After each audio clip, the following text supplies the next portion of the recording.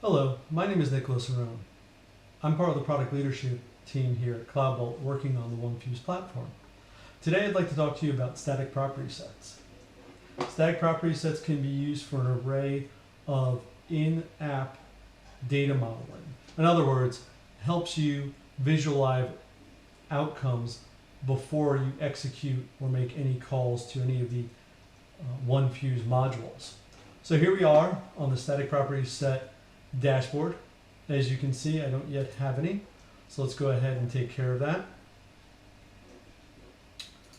We'll call this my production property set.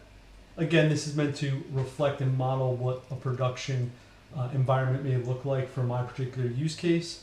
So we'll go ahead and just label that production use cases, so anyone else wishing to use it understands the context. And then we'll come down to the product property set and we'll start to fill in our key pair values.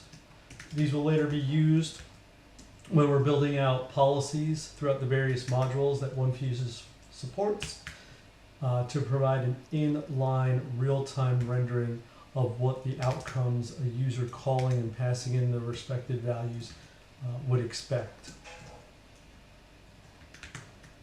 Again, since it's for production purposes, I'm naming things, values that I'd otherwise normally use, and aligning them to values that I can expect in my production environment.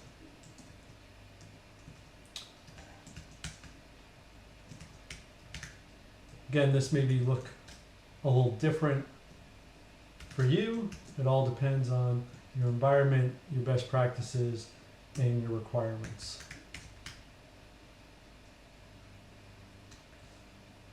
Okay, and then we'll give it a name location, and we'll be done with this one. Go ahead and save it. And the first thing you'll notice after we save it is I get my confirmation that the property set has been created, and I can see in my active static property set widget that my production property set has been posted there, as well as any other static property sets that I have. Also, if you have larger ones, again, this is just a simple example here of about 5 lines, but if you want to search a larger subset of data, go ahead and using the results that the filter provides, you can quickly narrow in on the value or keyword that you're trying to look for. Just to bring this home, I'll create one more static property set. We'll call this development. This might be something that I would assume my development team, if they're using it to derive values and provision or deprovision systems, these are more the values that they would probably be using during their scenarios.